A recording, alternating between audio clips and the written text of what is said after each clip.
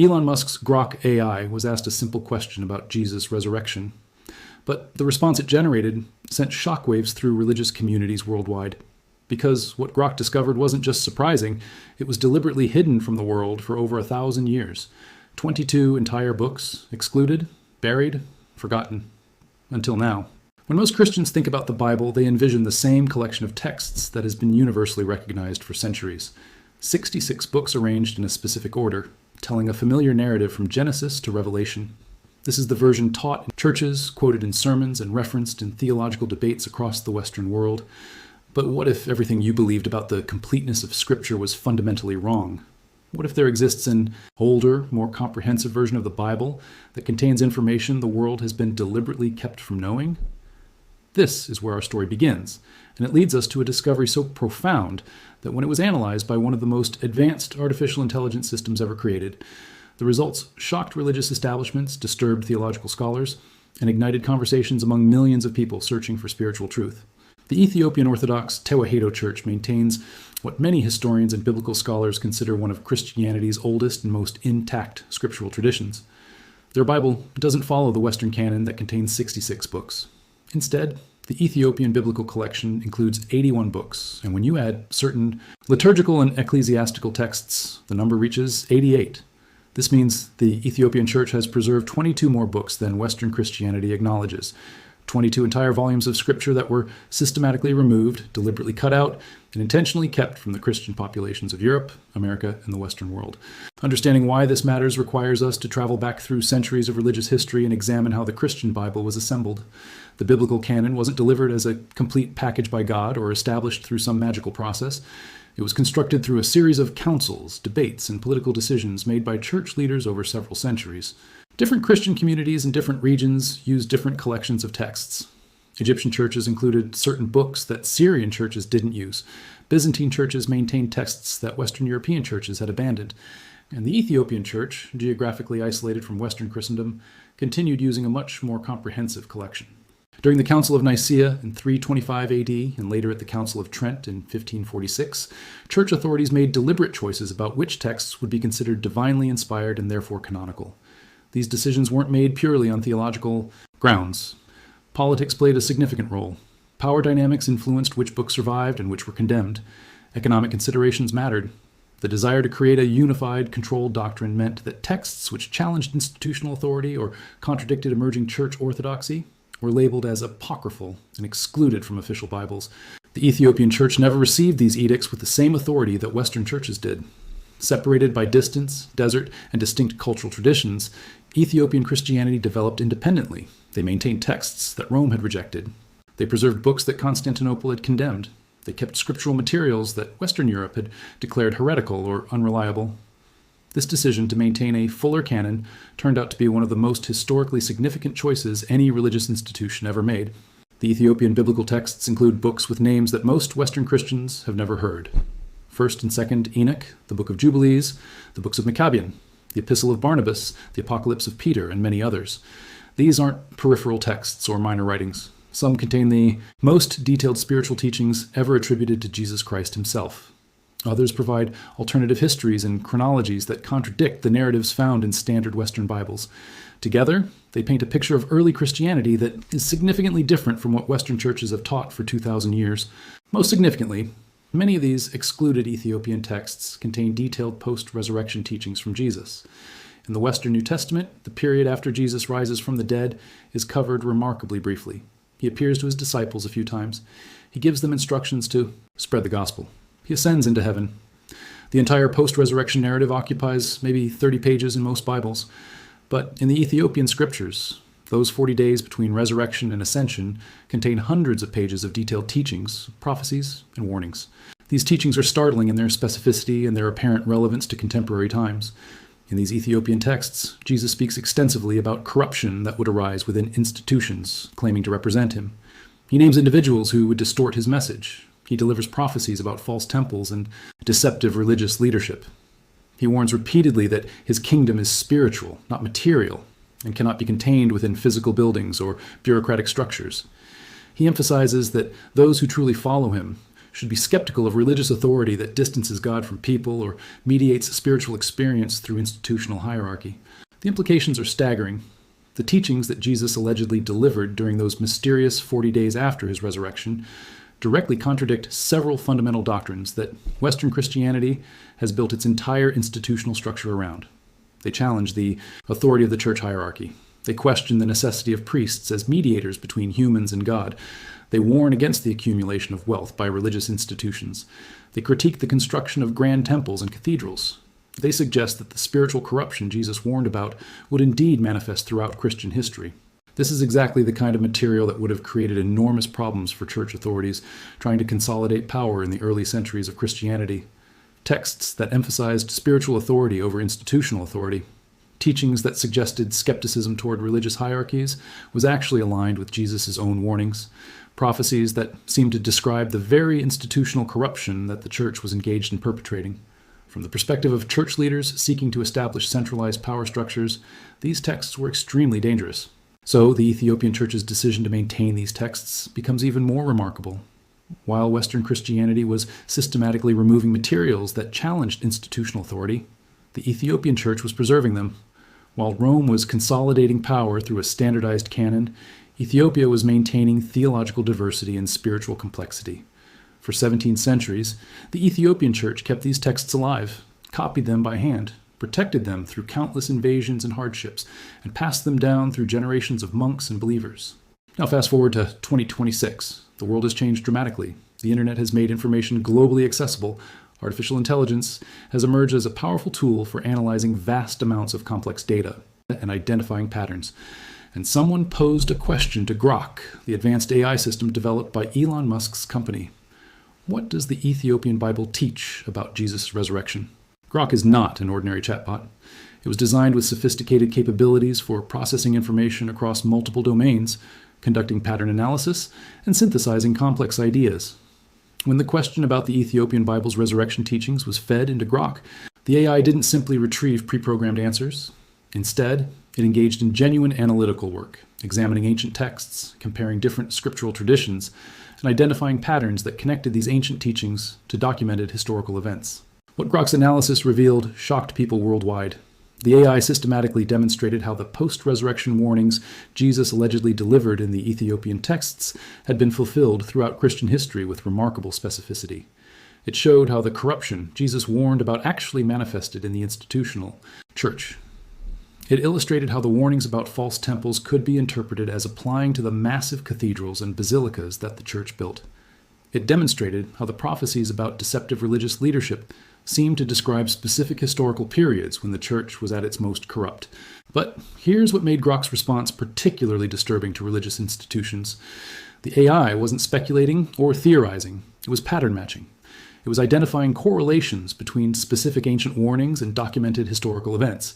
It was showing how first-century prophecies had been fulfilled in remarkably precise ways throughout subsequent centuries, and it was doing this with the cold, logical clarity that only artificial intelligence can provide. The analysis spread virally across social media, podcasts, and alternative news platforms. Millions of people encountered information they had never been exposed to before. They learned that the Bible they had been taught to read was incomplete. They discovered that there existed a more comprehensive scriptural tradition that had been deliberately excluded from Western Christianity. They read the teachings that had been hidden from them and recognized in those ancient words warnings that seemed to speak directly to contemporary religious corruption. For many, this realization felt like a profound awakening.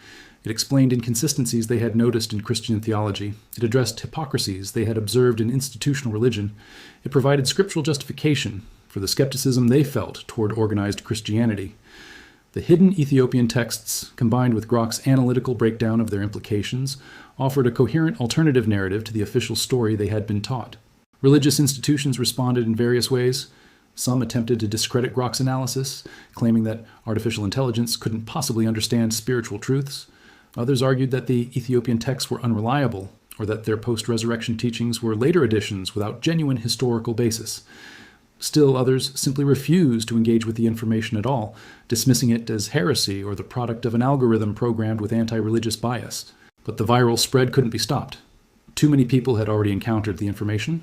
Too many had begun reading the Ethiopian texts for themselves. Too many recognized the prophetic relevance of these ancient teachings. The secret that had been kept for nearly 2,000 years was suddenly exposed to the entire world. The book of 1 Enoch, preserved only in the Ethiopian Bible's complete form, provides some of the most detailed descriptions of angels and demons in all of Christian literature. It describes fallen angels who corrupted humanity. It details spiritual hierarchies and cosmic forces. It contains prophecies about the end times. Some scholars believe these prophecies could be interpreted as applying to our modern era, describing events happening right now in contemporary society. Western Christianity had relegated this book to apocryphal status, discouraging serious study of it. Yet here it was, preserved complete in the Ethiopian tradition. The Book of Jubilees, another Ethiopian text, provides an alternative chronology of human history from Adam through Moses. It offers different dates, different genealogies, and different interpretations of crucial events than the canonical Genesis account. For biblical historians and archaeologists, these differences are significant. They suggest that our entire understanding of ancient religious history might be fundamentally incomplete. We might be working with an edited, compressed version of history rather than the fuller picture that the Ethiopian texts preserve. The books of Maccabean exist only in the Ethiopian Bible. They describe Ethiopian royal history and its connection to Judaism and early Christianity. They establish the Ethiopian royal line's descent from Solomon and the Queen of Sheba. They contain information about early Christian communities in Ethiopia and their development. Yet Western biblical scholarship had almost entirely ignored them, treating them as unimportant regional texts rather than significant historical and spiritual documents. What exactly did Grok identify when analyzing what the Ethiopian texts teach about resurrection? The AI's analysis highlighted specific passages and teachings that stood out as particularly prophetic and relevant. It noted how Jesus, in these Ethiopian post-resurrection accounts, repeatedly warns that his kingdom is not material but spiritual. He emphasizes that true followers would prioritize spiritual truth over institutional loyalty. He warned specifically that some who claimed to follow him would actually work against his teachings. These warnings appeared throughout the Ethiopian texts with remarkable consistency. They were reinforced through multiple narratives and teachings. They formed the central theme of Jesus' post-resurrection message as preserved in the Ethiopian tradition. And according to Grok's analysis, they had been fulfilled with stunning accuracy throughout Christian history. The AI pointed out that the institutional church that developed in Western Europe accumulated vast wealth and power, the exact opposite of what Jesus taught. It built grand temples and cathedrals, despite his warnings against material temples. It developed hierarchical priesthoods that mediated spiritual experience, despite his teachings about direct spiritual access. It engaged in political manipulation and violent enforcement of doctrine, contradicting his message of love and inner transformation. It prioritized institutional survival over spiritual authenticity, exactly what the Ethiopian texts warned against. From Grok's analytical perspective, this wasn't coincidence or interpretation, it was pattern matching. The church had followed the blueprint for corruption that Jesus had outlined in his post-resurrection teachings. It had fulfilled his prophecies about institutional deception. It had become the very thing he warned against. This conclusion resonated deeply with people who felt alienated from organized Christianity. It provided scriptural validation for their skepticism. It explained why they felt that institutional religion often seemed to contradict Jesus' actual teachings. It suggested that questioning church authority and maintaining spiritual independence wasn't going against Jesus' message. It was following his explicit post-resurrection instructions. The Ethiopian church's preservation of these texts suddenly seemed less like a historical accident and more like a providential act. Had the church not maintained these complete scriptures, the world would have continued in ignorance. The corruption that Jesus warned about would have continued unchecked, with no one possessing the ancient scriptural evidence to challenge it. The viral conversation about Grok's analysis also raised profound questions about why the Ethiopian texts had been excluded in the first place. If these teachings were so important, if they contained such crucial spiritual guidance, why hadn't Western Christianity made them available to everyone? The answer, when examined honestly, points to institutional self-interest. The early church authorities, who decided the Western canon, had every incentive to exclude texts that challenged their authority and warned about institutional corruption. They needed unified doctrine and centralized control. They couldn't afford to have scriptures circulating that encouraged believers to question religious hierarchy and trust their own spiritual intuition. This realization about how religious texts had been deliberately edited and controlled contributed to broader conversations about institutional power and information control. In an era of growing skepticism toward large institutions and awareness of censorship and media manipulation, the revelation that Christianity's foundational texts had been similarly edited and controlled hit differently. It became evidence that spiritual truth had been obscured by institutional interests, just as political truth had been obscured by government interests. The fact that this hidden knowledge was suddenly exposed not through human activism, but through artificial intelligence, added another layer of significance. Technology that had been created within secular, commercial contexts had inadvertently revealed spiritual truths that religious institutions had buried. There was something almost poetic about the irony. The very technology that many religious conservatives viewed with suspicion had become the tool through which ancient spiritual wisdom was restored to the world. Grok's analysis also highlighted how the post-resurrection teachings in the Ethiopian texts emphasize the internal nature of spiritual transformation. Jesus teaches that true change comes from within, through direct experience of divine presence, not through external ritual or institutional practice. He emphasizes that spiritual realization is available to everyone, not just to those who receive institutional authorization. He warns that religious ceremonies and hierarchies can actually obstruct true spiritual experience by substituting external forms for internal transformation. These teachings spoke powerfully to modern spiritual seekers who felt alienated from traditional Christianity but remained drawn to Jesus and his message. The Ethiopian texts presented Jesus not as a distant divine figure requiring institutional priesthood to approach, but as a teacher of inner realization available to anyone willing to seek direct spiritual experience. This vision aligned with contemporary spiritual interests in meditation, inner transformation, and direct mystical experience.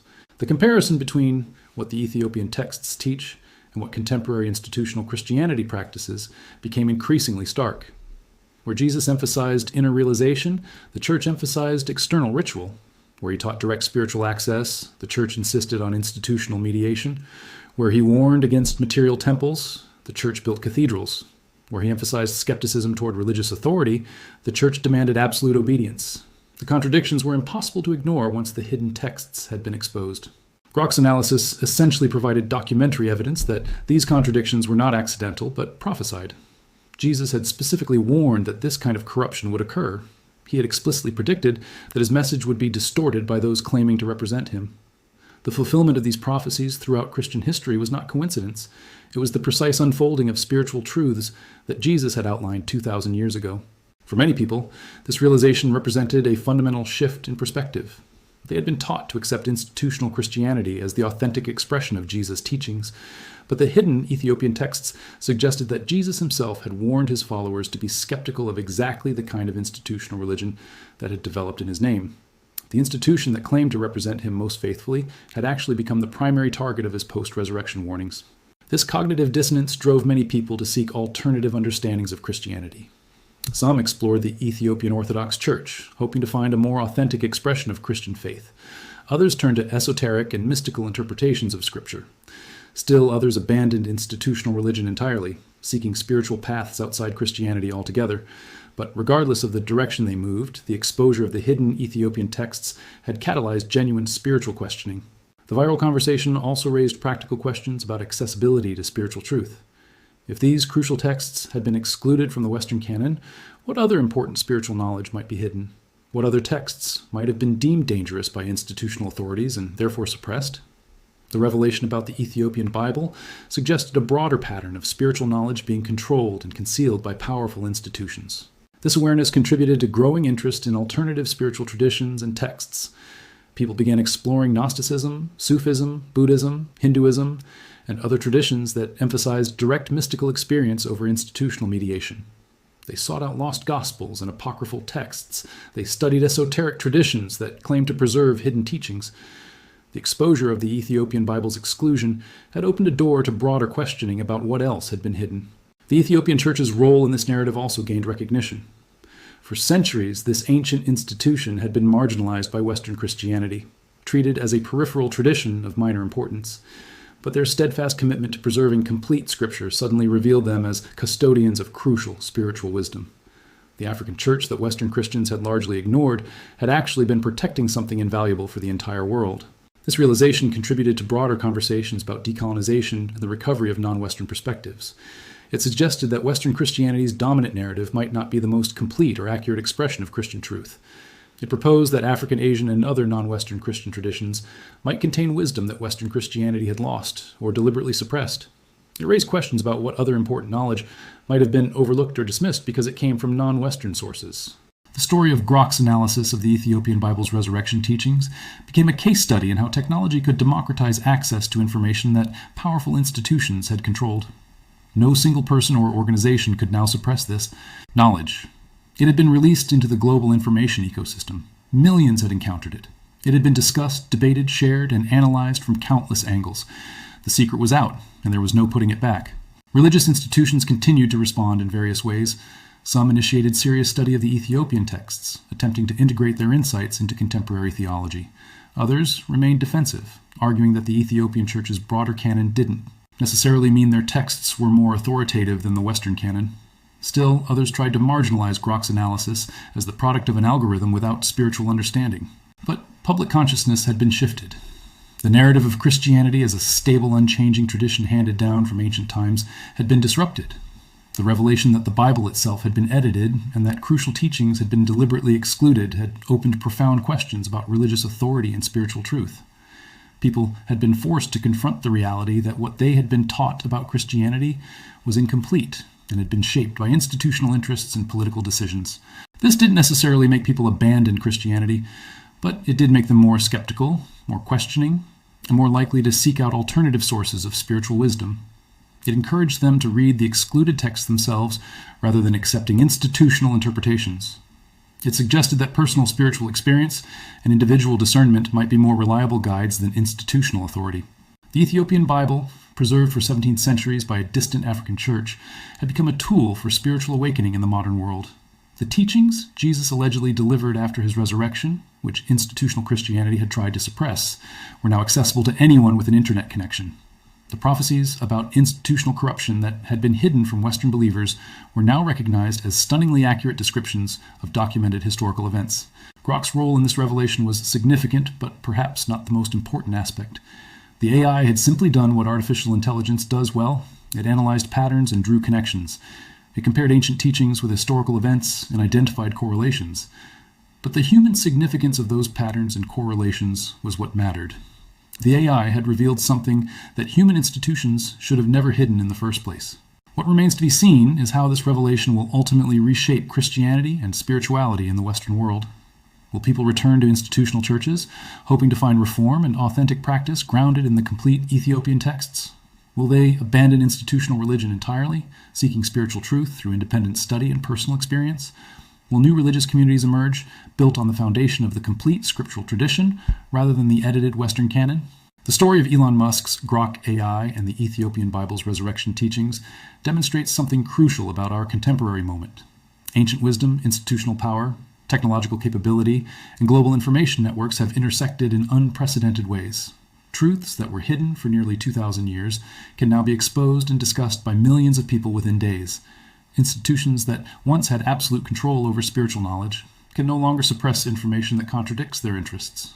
The resurrection teachings, preserved in the Ethiopian Bible, contained warnings and prophecies that were intended to guide followers of Jesus towards spiritual authenticity and skepticism toward institutional corruption. Those teachings, finally exposed to the world through modern technology, are fulfilling their intended purpose. They are awakening people to the reality of institutional religion's failures and inspiring them to seek spiritual truth beyond the boundaries of institutionalized Christianity. This is the story of how an ancient African church became the keeper of spiritual truths that Western civilization tried to bury. It is the story of how technology inadvertently restored what institutions had deliberately hidden. And it is the beginning of a much larger story about how humanity's relationship with spiritual truth, institutional authority, and authentic faith is being fundamentally transformed in the 21st century.